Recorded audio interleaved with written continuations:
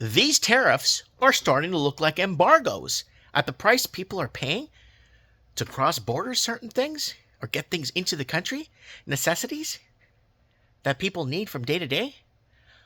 Embargo wars, tariff wars. These tariffs are turning into embargoes at the rate they're charging or at the rate they are proposing, and the counter tariffs. Yes, don't forget them too. So, of all the three countries, Canada, United States, and Mexico, I lived in all three countries. And today we're going to take an in-depth look at which countries will survive these embargoes / tariffs, whatever you want to call them, and which ones are worse off. Let's take a look. I took some notes for you guys because I felt this was kind of important. I've been on the ground in all three countries. I lived in all three countries. And I speak the language of all three countries. And today I want to tell you guys from the best to worst country and who's going to suffer more with these tariffs. The country with the least effectiveness that's going to not suffer as much is the United States of America because it is the most self-sufficient of the three countries. Food production. A top global agriculture producer can feed its population with surplus corn, wheat, beef, poultry, and dairy. Energy independence. Major producer of oil, natural gas, and coal, has refining capacity to sustain itself. Manufacturing and technology. Strong industrial base, leading in tech, defense, and pharmaceuticals. Water supply. Abundant fresh water, though some regions, California, rely on imports for water for crops. Military and stability. Strong defense industry and internal infrastructure could withstand economic shocks. So United States of America is basically one of the better of the three countries. That's why these tariffs are going up, because America knows it can outlast. The tariffs seem like embargoes at the price they're charging, right? And the retaliatory tariffs are making it even worse. What are America's weaknesses? Rare earth minerals dependent on Asia, Africa for key materials in electronics, EVs, and military tech. High labor costs. Domestic production is expensive, leading to price hikes in consumer goods. Global trade dependency. Many pharmaceuticals, auto parts, and electronics rely on global supply chains. Verdict. The U.S. would handle an embargo / tariffs the best. Costs would rise, but the country has the resources to sustain itself long term. Okay? They got what they need there if they need to maintain and go with this, right? Now, number two. What do you think number two is? Is it Canada or Mexico? Number two is Mexico. I lived in Mexico for 2 years. Agriculture. Large food production base, including corn, beef, beans, avocados, seafood. They could feed themselves, right? Manufacturing power, a global leader in auto electronics, textiles, and steel production. Energy and fuel, produces and refines its own oil and gases, dependent on external suppliers though. Manpower, large, young workforce capable of sustaining industry and infrastructure. Geographic advantage, it's got the strategic access to both the Pacific and Atlantic for alternative trade routes. Obviously, if you can't get it from the States, you got from the East and you got from the West, right? Weaknesses. Water scarcity, drought-prone regions, and water mismanagement could lead to... Pages are sticking together, of course, as usual. Could lead to shortages. Security concerns. Organized crime and corruption could worsen under economic stress. You'll see a lot of black markets. Technology dependence relies on the U.S. for medical supplies and machinery. Verdict. Mexico would struggle in some areas, but has enough resources and manpower and refining capacity to survive without a complete collapse. Now, number three, Canada. Why is it the worst of the three? Because it's least self-sufficient and most vulnerable. Natural resources. Huge resources of oil, gas, timber, and minerals. Water supply holds 20% of the world's freshwater reserves. A massive advantage. Agriculture, products, wheat, beef, and dairy, but limited variety due to cold climates and massive government regulations.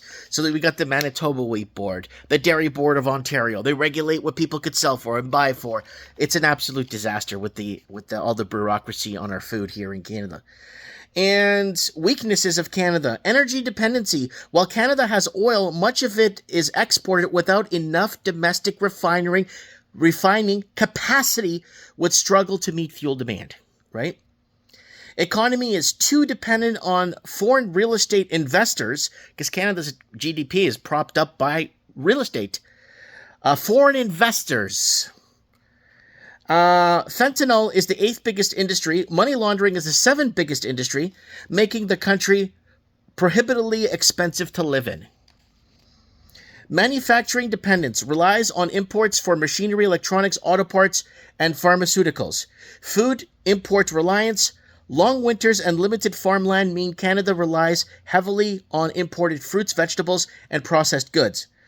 Sparse population and logistic issues. A vast country with small population, moving goods and resources efficiently would be a challenge. Verdict. Canada would suffer the most in an embargo or tariffs with shortages in fuel, manufacturing, and diverse food options. Its resilience on imports makes it the most vulnerable of the three. Final ranking from most to least self-sufficient. USA can sustain itself with minimal impact, more expensive. Mexico will struggle but has manpower, food, and refining capacity to adapt. Canada, most at risk due to its import dependence and limited domestic refining, fabricating, and manpower. If an embargo was to hit Canada, Canada would face the harshest consequences. I just wanted to let you guys know I lived in all 3 countries, and Mexico was one of the most interesting ones because the amount of agriculture was huge. You think you got big farms in these prairies in Canada? I've seen farms in Mexico, man. They stretch out around mountains, around mountainsides and passes. Beans, citrus, all kinds, avocados. A lot of the good stuff they could grow year round. So the closer you get to the coast in Mexico, the more warmer it gets. And not only that, you could grow year-round citrus and important vital fruits and vegetables that you can't in Canada.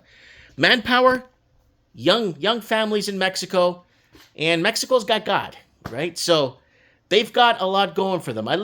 Mexico, I've been almost to every state in Mexico, drove to almost every state within the country, and with a little bit of proper logistics, a little bit more organization, and a little bit more of layering the commodities through different distribution levels, I think Mexico is an ace in the hole. United States of America can economically get things done because they do have a lot of the shutdown factories. They have a lot of shutdown coal mines or coal producing energy sources that were shut down during the Obama administration. You guys remember that?